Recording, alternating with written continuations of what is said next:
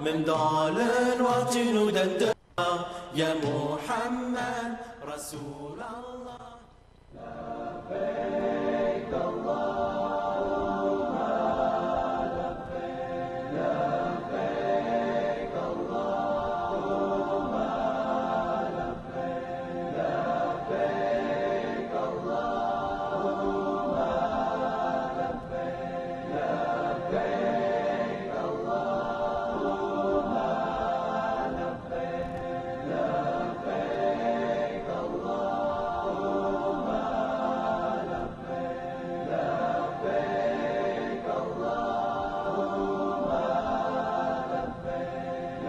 لبيك اللهم لبيك، لبيك اللهم لبيك. إن الحمد لله نحمده ونستعينه ونستغفره ونتوب إليه ونعوذ بالله من شرور أنفسنا وسيئات أعمالنا. من يهده الله فلا مضل له ومن يضلل فلا هادي له، ونشهد أن لا إله إلا الله وحده لا شريك له، ونشهد أن محمدا عبده ورسوله. اللهم صل وسلم وبارك عليه وعلى آله وأصحابه أجمعين. يا أيها الذين آمنوا اتقوا الله حق تقاته ولا تموتن إلا وأنتم مسلمون. يا أيها الناس اتقوا ربكم الذي خلقكم من نفس واحدة وخلق منها زوجها وبث منهما رجالا كثيرا ونساء، واتقوا الله الذي تساءلون به والأرحام إن الله كان عليكم رقيبا. يا أيها الذين آمنوا اتقوا الله وقولوا قولا سديدا يصلح لكم أعمالكم ويغفر لكم ذنوبكم، ومن يطع الله ورسوله فقد فاز فوزا عظيما. أما بعد، فإن أصدق الحديث كتاب الله، وخير الهدي هدي محمد صلى الله عليه وسلم، وشر الأمور محدثاتها، وكل محدثة بدعة، وكل بدعة ضلالة، وكل دلالة في النار. ثم أما بعد، chers frères et sœurs en islam, chers téléspectateurs auditeurs de Bonferré, assalamu alaikum wa rahmatullahi ta'ala wa barakatuh. Soyez les bienvenus à l'écoute de votre émission islamique hebdomadaire, ou plutôt votre école islamique, là où nous avons l'habitude de nous rencontrer et d'apprendre les uns des autres. J'ai prié Allah subhanahu wa ta'ala de nous faire profiter tous ensemble de ces quelques instants que nous allons passer ensemble dans sa voie, dans la recherche du savoir en vue de son application, afin que ce savoir ne soit pas un argument contre nous, mais plutôt un argument en notre faveur le jour où nous rencontrerons notre Seigneur Allah subhanahu wa ta'ala. يوم لا ينفع مال ولا بنون إلا من أتى الله بقلب سليم, jour où ni bien ni enfant ne seront d'aucune utilité, hormis pour celui qui aura regagné son Seigneur avec un cœur saint. Rappelons-nous notre triple responsabilité envers le savoir. La première responsabilité, c'est de l'acquérir. La deuxième responsabilité, c'est de l'appliquer. Et la troisième responsabilité, c'est de les transmettre aux autres comme il nous a été transmis par les prédécesseurs, et ce conformément à la recommandation de notre prophète bien-aimé Muhammad sallallahu alayhi wa sallam, lorsqu'il dit Ballighu anni walau aya, transmettez de ma part ne serait-ce qu'un verset. Qu'Allah subhanahu wa ta'ala nous bénisse tous, qu'il bénisse nos vies, qu'il bénisse nos familles, qu'il bénisse nos enfants, qu'il bénisse nos œuvres, qu'il bénisse davantage notre cher pays, le Niger et son peuple, et qu'il nous conforme davantage à sa sainte volonté partout et toujours. Allahumma amin. Nous prions Allah subhanahu wa ta'ala par ses plus beaux noms et ses attributs de perfection, par son amour par lequel il a créé les créatures, par son amour avec lesquels par lequel il maintient l'univers malgré les péchés et l'injustice des créatures, et par toute chose par laquelle il aime être sollicité, subhanahu wa ta'ala, de nous pardonner tous, ainsi que nos parents, nos frères et sœurs en islam, où qu'ils se trouvent, les vivants et les morts, et de nous accorder son amour, l'amour de son prophète Muhammad sallallahu alayhi wa sallam, l'amour de toutes les créatures qu'il aime et qu'il aime, et enfin l'amour de toutes choses qui nous rapprochent de son amour. Allahumma amin. Ceci dit, chers frères et sœurs en islam, notre thème de ce soir est toujours comment préserver les acquis du Ramadan. Troisième et dernière partie, avec l'aide et la bénédiction d'Allah subhanahu wa ta'ala. Nous espérons terminer donc ce thème aujourd'hui, Inch'Allah. Dans tous les cas, même si ce n'est pas terminé, nous allons y mettre fin, Inch'Allah, pour pouvoir aborder d'autres thèmes. Ainsi, si vous vous rappelez, nous nous sommes séparés justement sur les secrets ou les moyens qui permettent de préserver les acquis de Ramadan. Nous allons reprendre donc à partir de cet écran-là, à partir de cet endroit où nous avons parlé justement de ces moyens pour enchaîner, Inch'Allah. Donc sachez que la meilleure œuvre est la plus aimée d'Allah et celle que l'homme accomplit en permanence en tout temps et en toute situation. La constance ou régularité de l'accomplissement de bonnes œuvres revêt une importance capitale en islam pour plusieurs raisons, dont voici quelques-unes. Nous avons cité la première raison, n'empêche nous allons la reprendre pour enchaîner avec le reste du thème. Donc la première raison, c'est que toutes les obligations islamiques en dehors du Hajj et de la Umrah ont été prescrites de façon permanente, constante et régulière, et elles constituent les œuvres les plus aimées d'Allah subhanahu wa ta'ala qui rapprochent les serviteurs de son Seigneur, comme le montrent les récits divins suivants. Allah subhanahu wa ta'ala a dit donc dans un récit sacré rapporté par le prophète sallallahu alayhi wa sallam. Le récit sacré est rapporté directement par le prophète sallallahu alayhi wa sallam qui les tient donc d'Allah subhanahu wa ta'ala, tandis que les autres hadiths c'est la parole du prophète sallallahu alayhi wa sallam, et le Coran c'est la parole d'Allah subhanahu wa ta'ala transmise cette fois-ci par le truchement, par les biais, par l'intermédiaire de l'ange Jibril alayhi salam. Ici le prophète sallallahu alayhi wa sallam rapporte directement d'Allah subhanahu wa ta'ala, où il a dit « Oma taqarraba ilayya abdi bi shay'in ahabba ilayya mimma aftaratuhu alayh ». Le hadith est authentique. Le serviteur, donc c'est une partie du hadith, mon serviteur ne se rapproche pas de moi par quelque chose de plus aimé de moi que ce que je lui ai prescrit. Donc ça c'est Allah subhanahu wa ta'ala qui parle. Par conséquent, nous devons chercher ce que Allah subhanahu wa ta'ala nous a prescrit d'abord, ce qu'il a légiféré pour nous, ce qu'il nous a imposé. Donc les obligations d'abord, en toute chose, avant les œuvres surrogatoires. Donc avant de s'atteler à un jeûne facultatif, il faut s'assurer qu'on a jeûné d'abord l'obligatoire.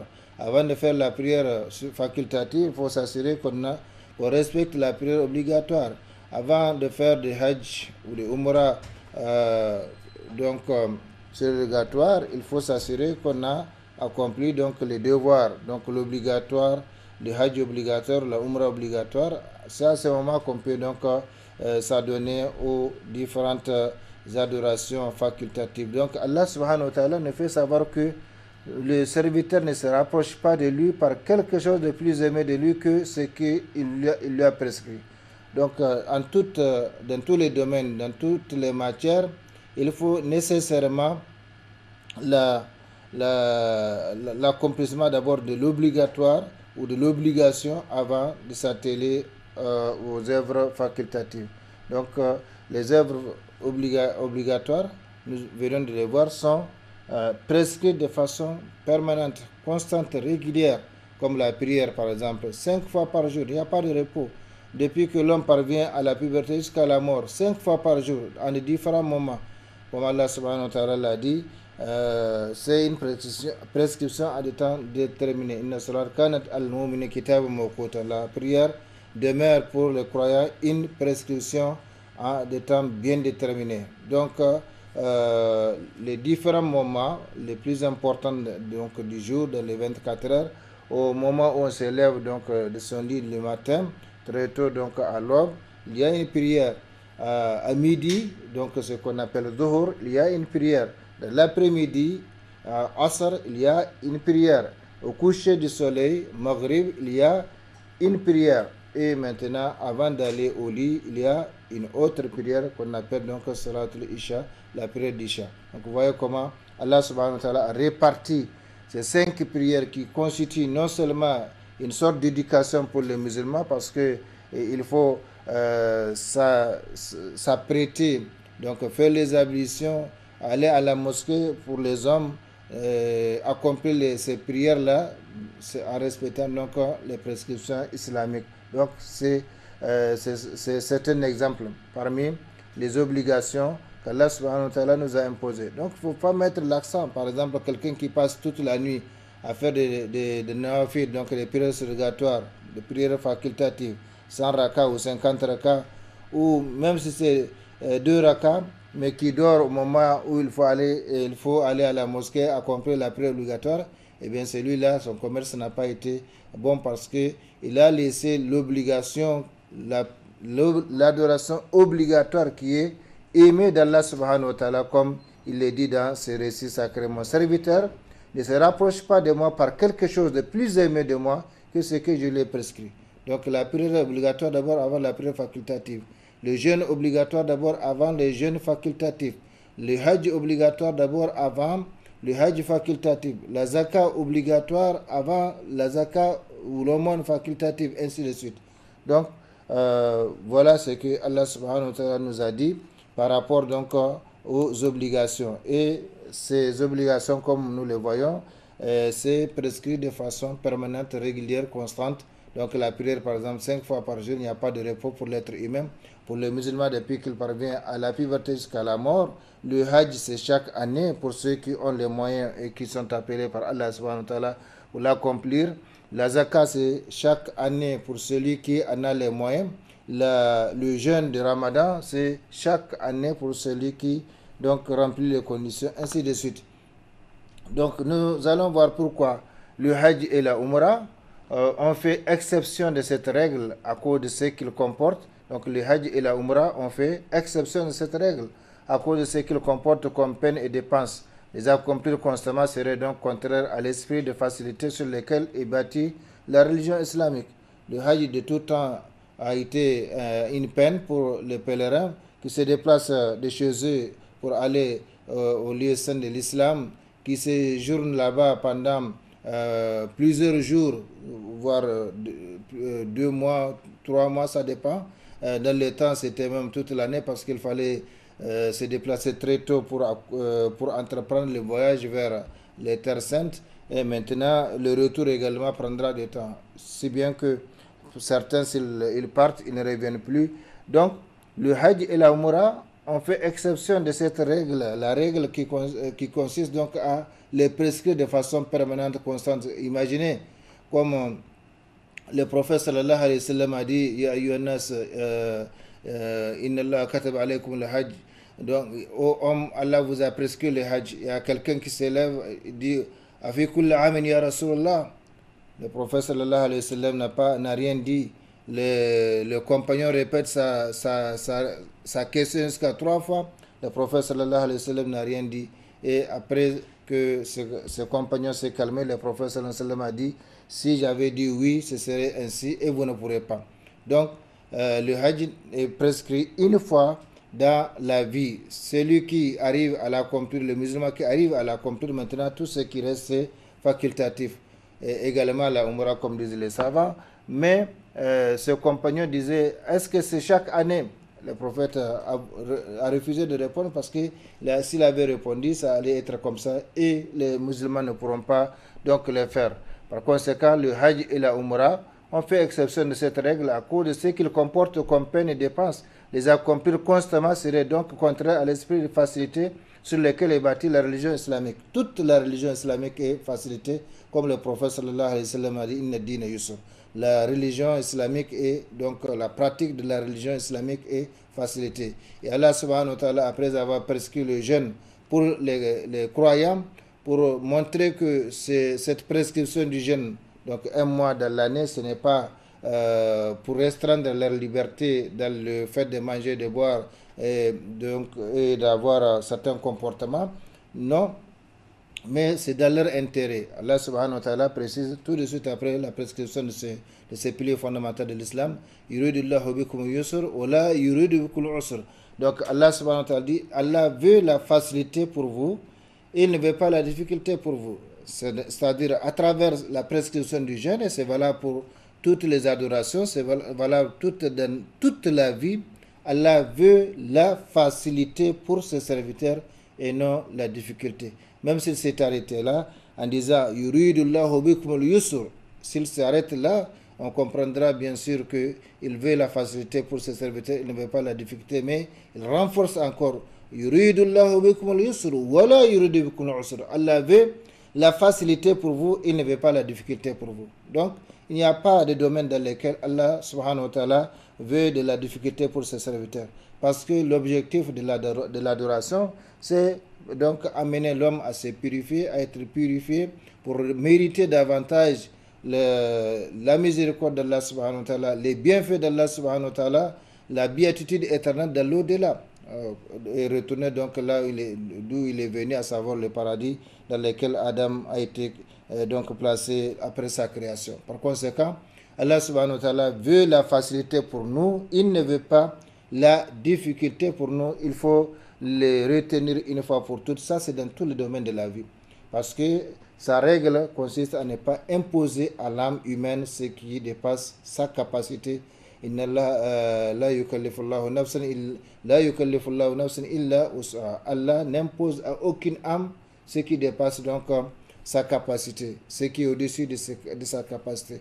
Par conséquent, il faut savoir que ce que Allah subhanahu wa ta'ala nous prescrit comme adoration, comme comportement, comme parole, comme acte à observer, eh bien c'est dans notre intérêt. Ce n'est pas pour restreindre notre liberté, ce n'est pas pour nous rendre la vie impossible comme disent les gens, mais c'est dans notre intérêt parce que dans la vie, tout ce que nous voulons, il y a un prix à payer.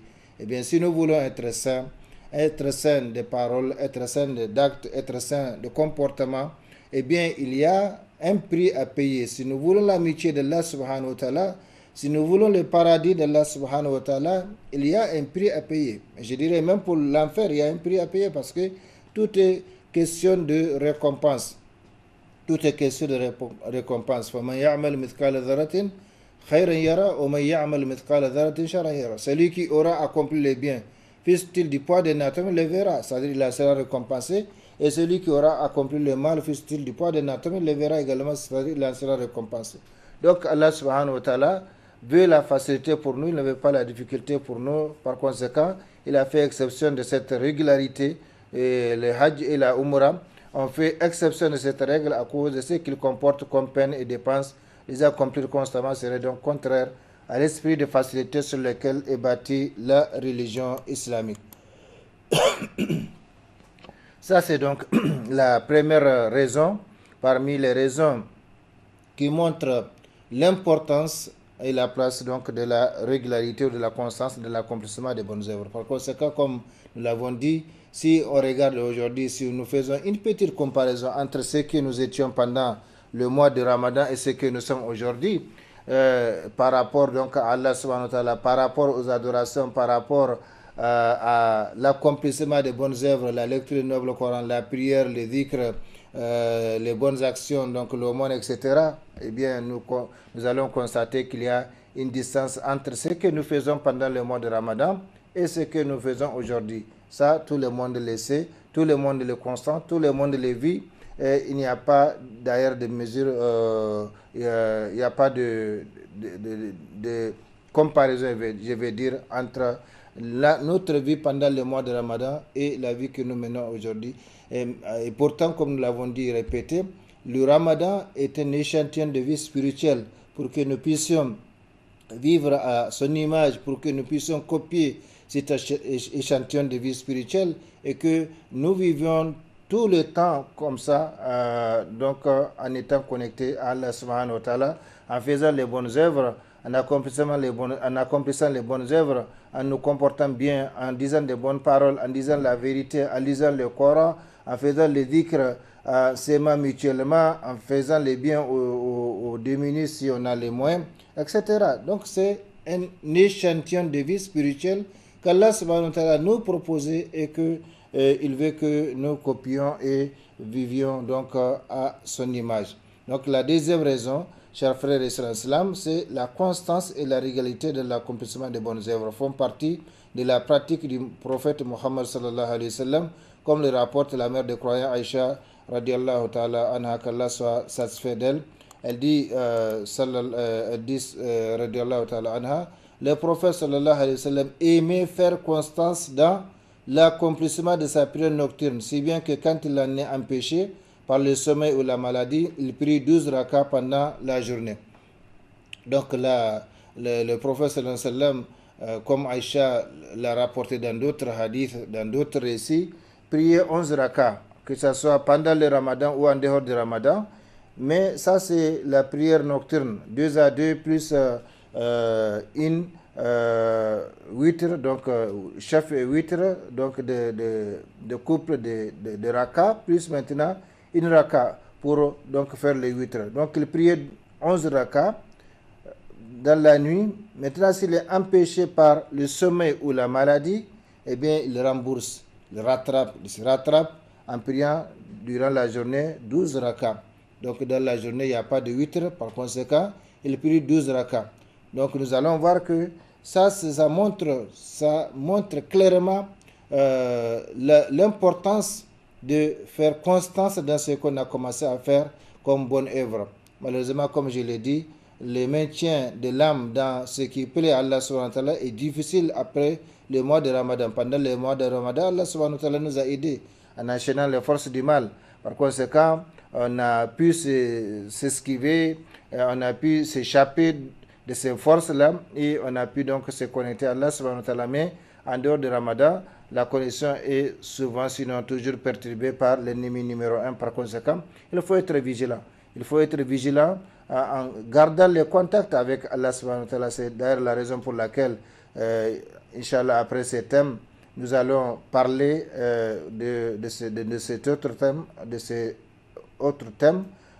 intitulé Comment garder le contact avec Allah subhanahu wa ta'ala. Parce que le contact avec Allah subhanahu wa ta'ala, ce n'est pas seulement pendant le mois de Ramadan.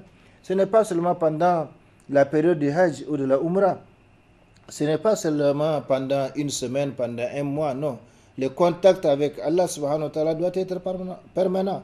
Toujours, il faut être connecté à Allah subhanahu wa ta'ala parce que nous avons seulement 2 réseaux. Si on n'est pas connecté à Allah, eh bien on est connecté forcément à Satan, billah. Donc, le prophète sallallahu alayhi wa sallam aimait faire constance, disait Aïcha, dans l'accomplissement de sa prière nocturne, si bien que quand il en est empêché par le sommeil ou la maladie, il prie 12 rakats pendant la journée. Donc, il se rattrape, il fait un remboursement.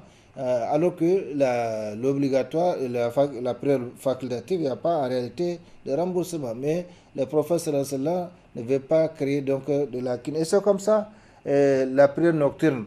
D'ailleurs, quand il avait recommandé à ses compagnons la prière nocturne, certains, ils posaient la question à ceux qui voulaient accomplir cette prière nocturne. Si la personne dit qu'il peut accomplir 12 rakats, le prophète lui dit de prendre 6.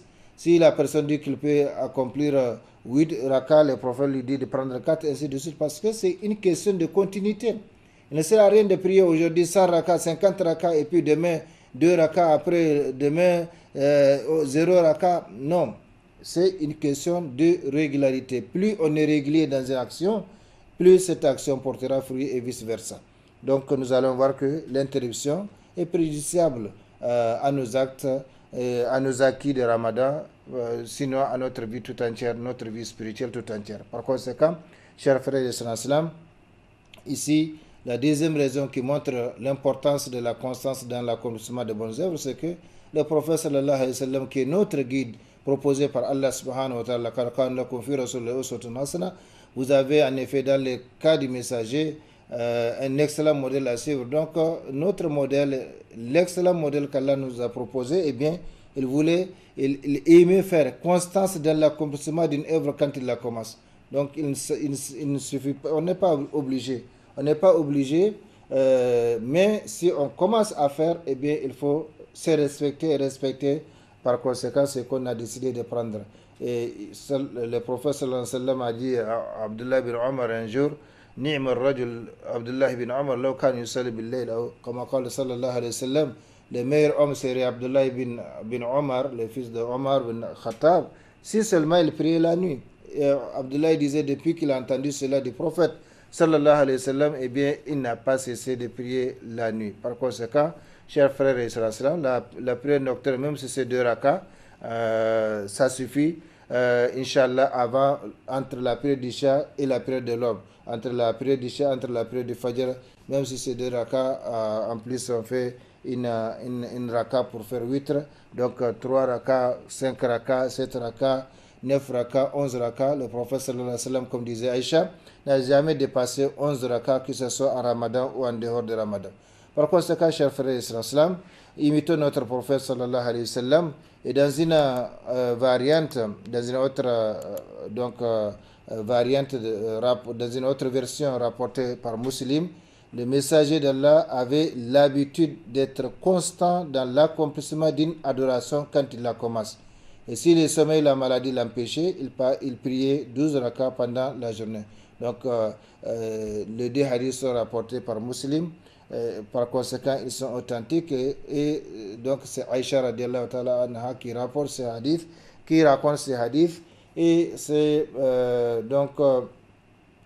elle décrit la vie du prophète sallallahu alayhi wa sallam. Comment était le prophète sallallahu alayhi wa sallam? Comment était-il quand il commence à accomplir une bonne action? Donc il ne suffit pas, ou il ne faut pas faire comme beaucoup le font, comme nous le faisons tous d'ailleurs, pendant le Ramadan, mashallah, on prie beaucoup, on lit beaucoup le Coran, on fait de l'aumône, on se contrôle beaucoup, mais après le Ramadan, eh bien, on revient à la vie normale. Non, comme je l'ai dit et répété, le Ramadan est un échantillon de vie, un exemplaire de vie spirituelle qu'Allah subhanahu wa ta'ala nous a proposé, et nous devons donc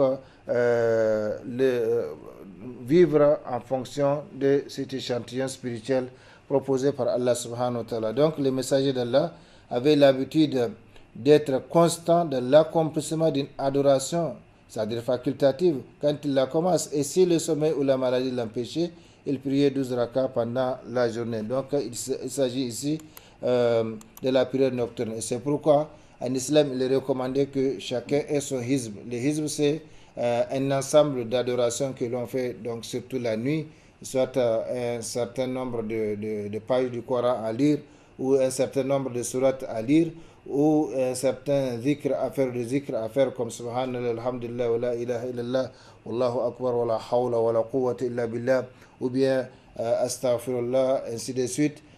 Donc, c'est ça qu'on appelle hizb. Donc, quelque chose que l'on fait de façon régulière chaque nuit, de sorte que, comme on le voit, si on le rate la nuit, eh bien, il est légiféré son remboursement.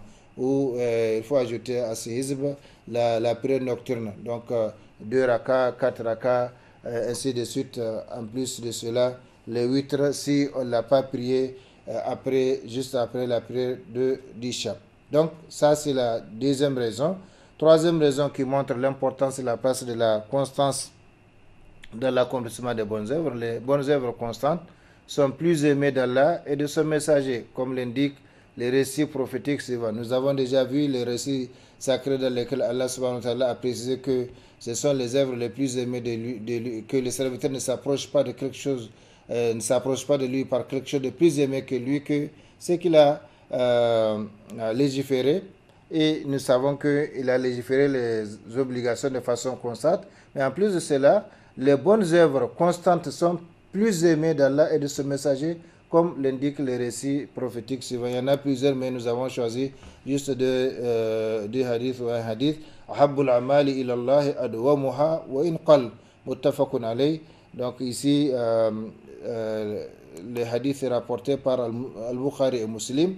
Les œuvres les plus aimées d'Allah sont celles qui sont constantes, aussi petites soient-elles. Donc il n'y a pas en réalité de petites œuvres, d'œuvres infimes ou petites auprès d'Allah, parce que en réalité ce n'est pas l'œuvre en tant que telle qu'il faut considérer, mais celui à qui l'œuvre est dédiée, à savoir Allah. C'est pourquoi quand on fait de l'aumône, il ne faut pas considérer ce que l'on donne, mais considérer le visage de celui pour qui on donne. Donc on donne pour Allah subhanahu wa ta'ala. Et d'ailleurs, auprès d'Allah subhanahu wa ta'ala, il n'y a pas d'œuvre de petites œuvres. Donc, les œuvres les plus aimées d'Allah sont celles qui sont constantes, aussi petites soient-elles. Donc, astaghfirullah, par exemple, 100 fois par jour, salat al-nabi 100 fois par jour, ce sont des exemples de dhikr qu'on peut faire en tout cas, sans grand effort et sans vraiment de la peine. Et que ça ne soit pas une obligation imposée par X ou Y, mais que l'on choisit de soi-même et que l'on accomplit pour l'amour d'Allah subhanahu wa ta'ala. Par conséquent, les œuvres les plus aimées d'Allah sont celles qui sont constantes, aussi petite soit-elle. Donc 2 rakas. 2 rakas, si par exemple pendant chaque jour, chaque nuit, je veux dire, eh bien, c'est mieux que celui qui prie aujourd'hui 100 rakas, demain 50 rakas, après 20 rakas ou 10 rakas. Donc, qui patauge en fait, qui fait du coq à l'âne. Donc, la constance dans l'accomplissement de bonnes œuvres. Ahabbul amali ilallah adwamuha wa in qal muttafaqun alayhi. Les œuvres les plus aimées d'Allah sont celles qui sont constantes, aussi petites soient-elles. De lire par exemple une page du Coran ou 2 pages du Coran ou bien une sourate du Coran de façon régulière, ou un hizb ou un juzu. Donc un hizb c'est la 60e partie du Coran et le juzu c'est la 30e partie du Coran, ce qu'on appelle section. Donc plus on fait constance dans cela, et bien plus ça portera fruit, et donc un impact, une influence sur les serviteurs, sur son comportement moral et physique. Par conséquent, chers frères et sœurs en islam, habituons-nous à être constants dans ce que nous faisons. La lecture du noble Coran, la prière sur le prophète sallallahu alayhi wa sallam, al-istighfar, astaghfirullah, astaghfirullah, astaghfirullah, le fait de glorifier Allah ou de chanter la pureté d'Allah subhanahu wa ta'ala, donc le tasbih, le tahmid, comme le prophète sallallahu alayhi wa sallam a dit, ce sont les œuvres al-baqiyat, les œuvres éternelles dont la récompense continue à parvenir de la branche du serviteur même après sa mort. Subhanallah, alhamdulillah, wa la ilaha illallah, wallahu akbar, wa la hawla wa la quwwata illa billah. Donc, il faut s'habituer à les faire de façon constante et ne pas obligé de prendre une grande quantité, un grand volume qu'on ne peut pas accomplir tout le temps, mais prendre ce qu'on peut accomplir de façon régulière, de façon constante, de façon continue, pour que justement ça puisse donner de bons fruits et ici-bas et dans l'au-delà, Inch'Allah. Par conséquent, ça c'est un hadith dans lequel Allah subhanahu wa ta'ala, nous voyons que Allah aime les œuvres qui sont constantes, aussi petites soient-elles. Donc il n'y a pas en réalité, comme je l'ai dit, de petites œuvres auprès d'Allah subhanahu wa ta'ala. Rasulullah radiyallahu anha, ayyul amalu ahabbu ila rasulillah. Sulati Aisha radiyallahu ta'ala anha, ayyul amalu ahabbu ila rasulillah sallallahu alayhi wa sallam, qalat ad-da'im. Al-hadith muttafaqun alayh. Donc, nous venons de voir que Allah subhanahu wa ta'ala aime les œuvres constantes, aussi petites soient-elles. Maintenant, on a demandé à Aïcha, la mère des croyants, la gardienne fidèle des secrets du prophète sallallahu alayhi wa sallam, quelle est l'œuvre la plus aimée auprès du messager d'Allah sallallahu alayhi wa sallam. Donc, vous voyez, la réponse qu'elle donne, une réponse globale, générale, pour ne pas mettre l'accent sur une adoration en laissant les autres adorations au détriment des autres adorations. Non, elle répond par une réponse globale, générale, l'œuvre qui est constante. Donc si c'est la prière, il faut qu'elle soit constante. Si c'est le jeûne, il faut que ça soit constant. Donc on choisit par exemple 3 jours dans chaque mois, ou chaque lundi, ou chaque jeudi. En tout cas, ce qui est constant. Et si c'est la lecture du Coran, ce qui est constant, donc la lecture constante du Coran. Si c'est une autre action qu'on accomplit comme le dhikr, eh bien là aussi, ce qui est constant. Comme je l'ai dit, répéter, ce qui est constant, eh bien, finira par donner ses fruits. Finira par donner ses fruits, son impact sur le comportement physique et moral, spirituel du serviteur. Donc, on demande à Aïcha quelle est l'œuvre la plus aimée auprès du messager d'Allah, sallallahu alayhi wa sallam, prière et salut d'Allah sur lui. Elle répondit l'œuvre qui est constante. Donc, elle n'a pas dit la prière, elle n'a pas dit le jeûne, elle n'a pas dit la lecture du noble Coran, elle n'a pas dit l'aumône, mais elle répond par une réponse générale qui englobe toutes les adorations, mais à condition qu'on les accomplisse avec une certaine régularité, une certaine constance. Par conséquent, chers frères et sœurs en islam, soyons conscients de cela. Ce qui importe auprès de Allah subhanahu wa ta'ala, ce n'est pas la quantité, ce n'est pas le volume. La quantité ne devient importante en islam que si elle est conjuguée à la qualité. Comme une fi'atin qalilatin ghalabat fi'atan kathiratan, dit Allah subhanahu wa ta'ala. Combien une petite troupe a vaincu une grande troupe. Donc auprès de Allah subhanahu wa ta'ala, ce n'est pas la quantité qui compte, mais la qualité. La quantité ne devient importante que si elle est conjuguée à la qualité. Par conséquent, cherchons à faire des choses des adorations de qualité et non des adorations en quantité. Donc, le quantitatif n'est pas important. Ce qui est important, c'est les qualifier. Donc, ce qui a une qualité, donc ce qui a une valeur. Et plus la qualité est conjuguée à la quantité, et bien plus cela donnera du bon fruit ici-bas et dans l'au-delà. Par conséquent, nous venons de voir, nous voyons que Allah subhanahu wa ta'ala aime les œuvres constantes. Le prophète sallallahu alayhi wa sallam également aime les œuvres constantes.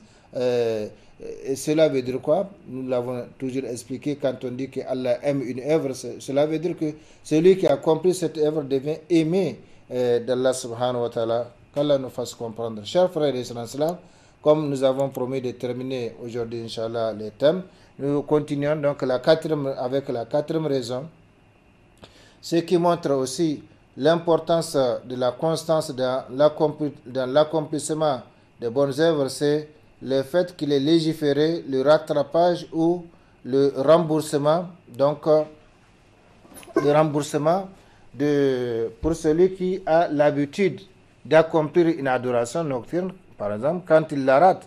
Ainsi, s'il l'accomplit entre la prière du matin et celle de Zuhr, c'est comme s'il l'a accompli pendant la nuit. Ce que le prophète sallallahu alayhi wa sallam fait, comme Aïcha l'a dit, s'il a empêché par le sommeil et la maladie d'accomplir donc son hizb nocturne, eh bien, il accomplit 12 rakas, il prie 12 rakas pendant la journée. Par conséquent, ce qui montre aussi l'importance de la constance dans l'accomplissement des bonnes œuvres, c'est le fait qu'il ait légiféré le rattrapage ou le remboursement pour celui qui a l'habitude d'accomplir une adoration nocturne quand il la rate. Donc, comme je l'ai dit, une adoration nocturne, c'est pas précisé. Ça peut être la prière, ça peut être le dhikr, ça peut être la lecture du noble Coran. Donc, une adoration légiférée, bien sûr, en islam. Et bien, si on la rate la nuit, eh bien, il peut l'accomplir entre la prière du matin et celle de Zuhr. C'est-à-dire après, s'il fait comme ça, c'est comme si il l'a accompli pendant la nuit. Par conséquent, cela montre l'importance, la place de la constance dans l'accomplissement des bonnes œuvres. Chers frères et sœurs, comme je l'ai dit, nous allons continuer donc les thèmes pour pouvoir, Inch'Allah, les terminer aujourd'hui avec la troisième édition. Donc, le remboursement de ce qu'on a l'habitude d'accomplir la nuit, si on le rate la nuit. Voilà en gros quelques aspects de l'importance de la régularité dans l'accomplissement des bonnes œuvres, qu'Allah nous conforme à ce qu'il aime et agrée. Par conséquent, chers frères et sœurs, il ne faut pas oublier que ce qui compte en islam, c'est la qualité et non la quantité. Nous allons vous indiquer, après avoir donc parlé de l'importance et de la place de la constance dans l'accomplissement des bonnes œuvres, quelques œuvres ou adorations avec lesquelles le musulman peut occuper son temps, tout en sachant que le musulman qui souhaite profiter de son temps et apporter sa contribution à l'épanouissement de la Oumma islamique à l'échelle nationale ou internationale, eh bien, un tel musulman, chers frères et sœurs en islam, un tel musulman doit organiser son temps de sorte qu'à chaque heure parmi les 24 heures du jour, il ait une occupation déterminée à faire. C'est comme ça, comme nous avons l'habitude de parler ici de comment orienter sa vie. Nous avons parlé de l'établissement d'un programme, soit quotidien ou hebdomadaire ou mensuel, parce que celui qui n'a pas de programme, eh bien, ne peut pas savoir ce qu'il a accompli, ce qui reste à accomplir et ce qu'il a raté. Par conséquent, il faut nécessairement organiser son temps. Nous avons dit que nous ne gérons pas le temps parce que le temps appartient à Allah, c'est celui qui les gère, mais nous pouvons organiser nos activités à travers le temps. Donc, de faire en sorte qu'à chaque heure parmi les 24 heures du jour, eh bien, qu'on ait une occupation déterminée à faire. Ceci signifie que ce musulman-là doit avoir un emploi de temps quotidien dans lequel il répartit ses activités qui doivent englober les domaines religieux, les domaines culturels, social, professionnel, artistique, sportif. Il n'y a pas un domaine qu'il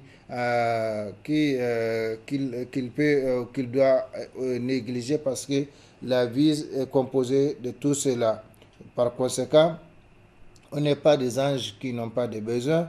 On n'est pas non plus des animaux qui n'ont pas le côté spirituel. Nous avons un côté spirituel, donc angélique, et nous avons un côté animal, le corps. Et malheureusement ou heureusement, l'épreuve, c'est dans justement le mariage entre le côté, entre l'âme et le corps. Parce que dans cette alliance, dans ce mariage entre le corps et l'âme, eh bien, beaucoup de gens sont devenus esclaves de leur corps en oubliant leur âme, et d'autres ont mis l'accent sur l'âme, donc sur le développement spirituel au détriment du corps. Et le juste milieu, c'est ce qui est recommandé en islam.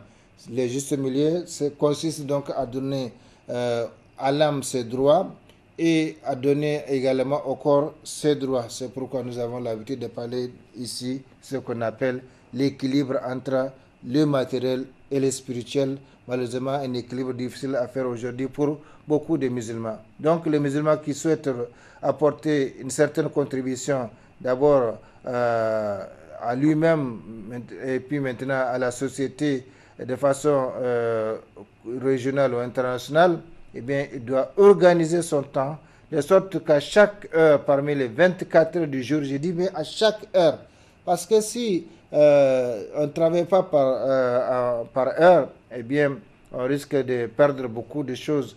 Donc, cela veut dire qu'il faut avoir un emploi de temps bien déterminé dans lequel on répartit nos différentes activités, nos différentes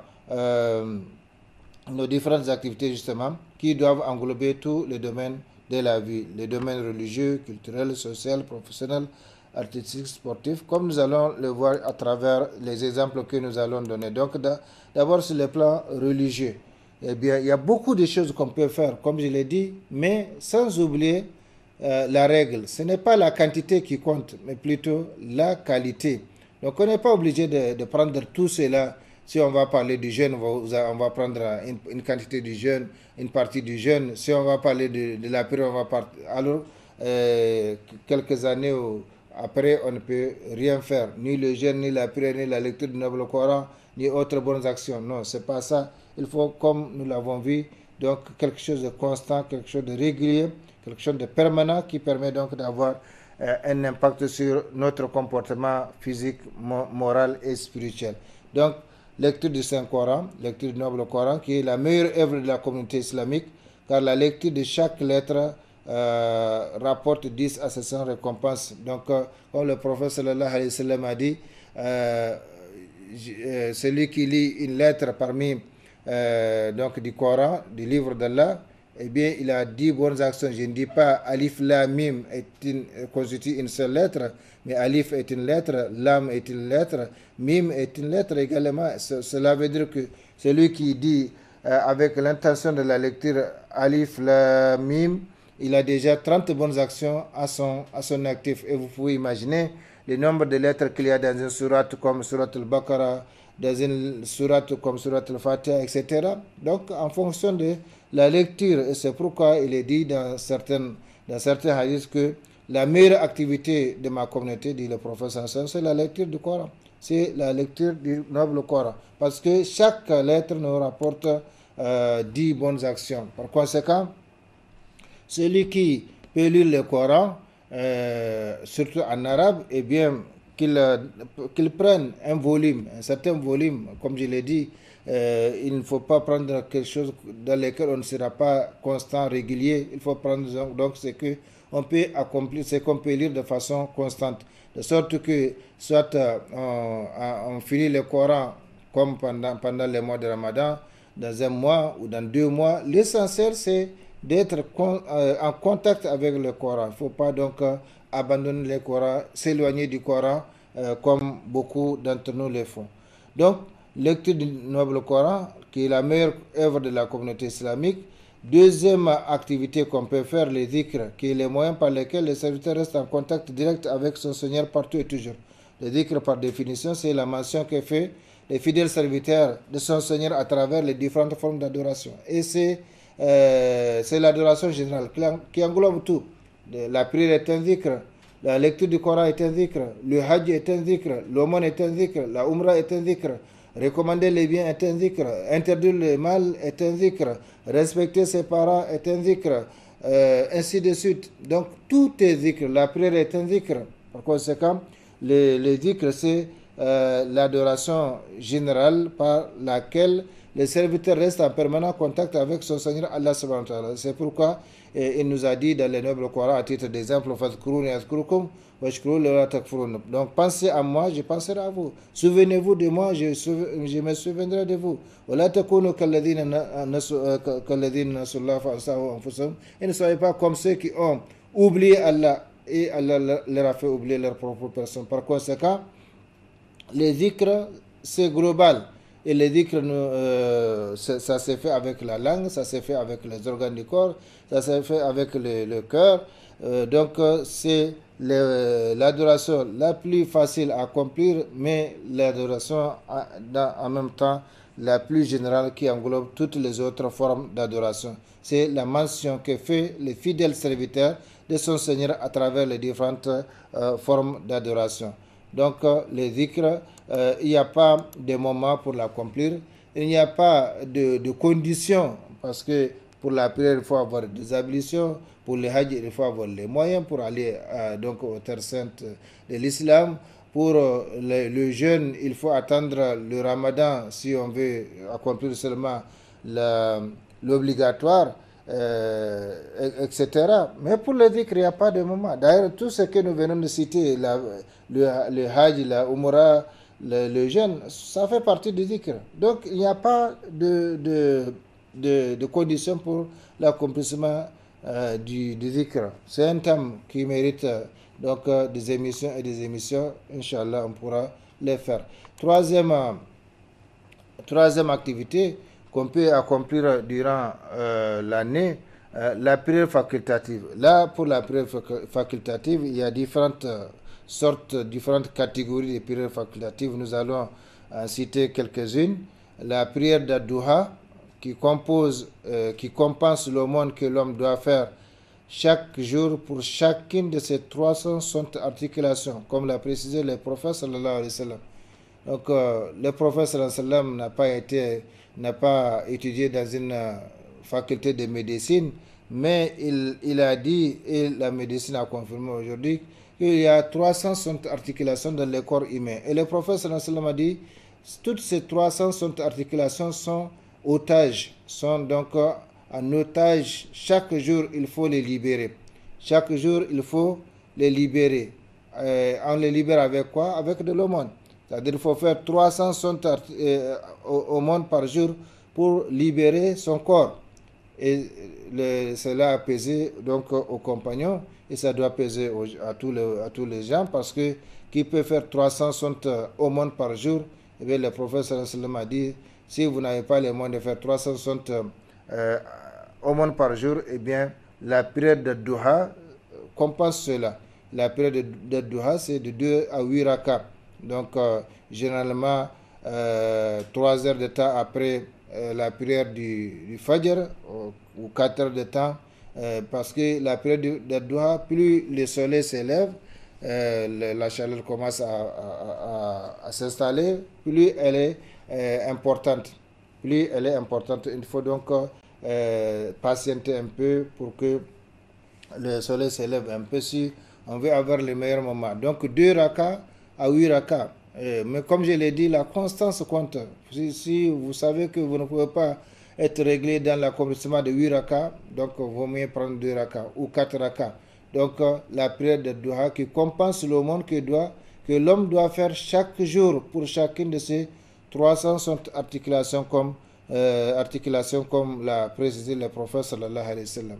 La prière de Duha, il ne faut pas la confondre avec la prière de Shuruk, le lever du soleil. Le prophète sallallahu alayhi wa sallam a dit, celui qui prie la prière du Fajr, il reste à sa place, c'est-à-dire soit à la mosquée ou la place de laquelle la femme a prié la prière du Fajr, jusqu'au lever du soleil, généralement 2 heures de temps après, nous l'indiquons en tout cas toujours dans nos calendriers des horaires de prière.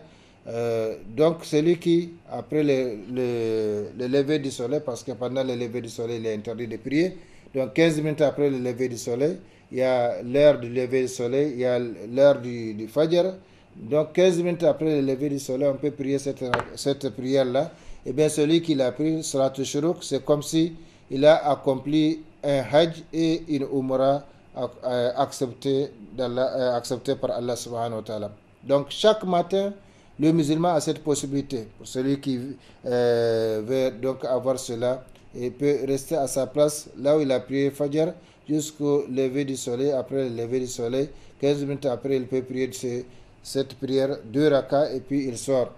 Si c'est la femme, elle doit rester à sa place là où elle a prié la prière du Fajr jusqu'au Shuruq, donc jusqu'à l'heure du Shuruq, et puis prier 2 rakas. Eh bien, elle aussi a cette récompense.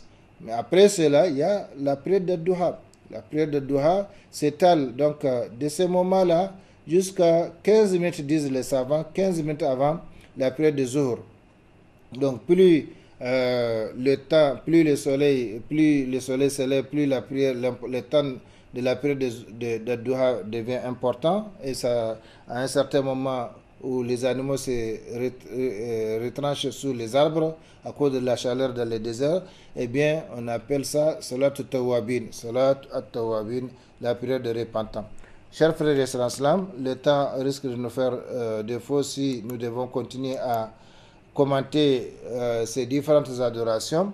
La deuxième catégorie donc B, les nawafil, donc les prières facultatives de façon générale, avant et après les prières obligatoires. Car celui qui prie chaque jour 12 rakas, autre que les prières obligatoires, Allah lui bâtira une maison dans le paradis. Donc 12 rakas, autre que les prières obligatoires. Les prières obligatoires, nous savons qu'elles totalisent 17 rakas. 2 pour Fajr, 4 pour Zuhur, 4 pour Asr, 3 pour Maghrib et 4 pour Isha. Si on les totalise, ça fait 17. Mais le prophète précise que celui qui prie dans les 24 heures, 12 rakas autres que les prières obligatoires, eh bien Allah subhanahu wa ta'ala lui bâtira une maison dans le paradis. Donc vous voyez, une adoration qui n'a pas besoin de capital, c'est 12 rakas, on peut les répartir avant ou après les différentes prières obligatoires.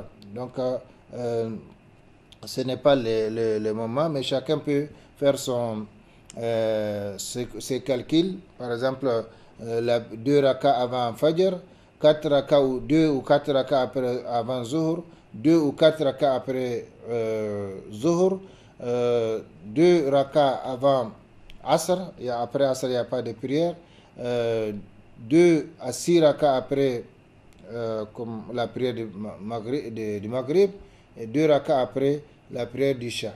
Bien, on peut totaliser. Il faut ajouter aussi la prière de Dua, 2 à 8 rakas. Donc on peut prendre 2 rakas ou 4 rakas, celles qu'on a l'habitude d'accomplir de façon constante. Chers frères et sœurs, parmi les catégories de prières facultatives, la prière nocturne, Qiyamul Layl, comme nous l'avons vu avec le prophète sallallahu alayhi wa sallam, ça fait partie donc de la sunna du prophète sallallahu alayhi wa sallam, la prière nocturne. Donc quatrième catégorie, la prière du besoin. Donc la prière du besoin, si on a besoin de quelque chose, comme le prophète sallallahu alayhi wa sallam a dit, eh bien on fait ses ablutions, on prie 2 rakas et puis on invoque Allah subhanahu wa ta'ala. La prière de consultation, c'est la istikhara. Si on veut entreprendre un projet dont on ne connaît pas l'issue, l'aboutissement, eh bien on fait cette prière de consultation divine. Comme le prophète sallallahu alayhi wa sallam avait l'habitude d'enseigner ses compagnons, comme Jabir bin Abdullah l'a rapporté, le prophète leur enseignait la salat istikhara comme il leur enseignait les surahs du noble Coran. Également, parmi les catégories de prières facultatives, la prière de 2 rakas après les ablutions. Le prophète sallallahu alayhi wa sallam a dit à Bilal, mais qu'est-ce que tu fais pour peu s'en faut que tu me devances dans le paradis. À peine je suis entré dans le paradis, j'entends tes pas. Qu'est-ce que tu fais comme œuvre? Eh bien, Bilal a fait savoir qu'il n'a jamais fait ses ablutions sans avoir prié 2 rakas. Donc ça, c'est ce qu'on appelle le 2 rakas après les ablutions. Par conséquent, celui qui peut faire constance dans cela, eh bien, Inch'Allah, c'est très méritoire. Maintenant, après la prière, les différentes formes, les différentes catégories de prières, parmi les activités qu'on peut faire sur le plan religieux, le jeûne facultatif. Et là aussi, il y a des catégories de jeûnes. Le jeûne de 1 jour sur 2, c'est le jeûne le plus aimé auprès d'Allah. C'est le jeûne du prophète Daoud, alayhi salam, sur lui la paix d'Allah.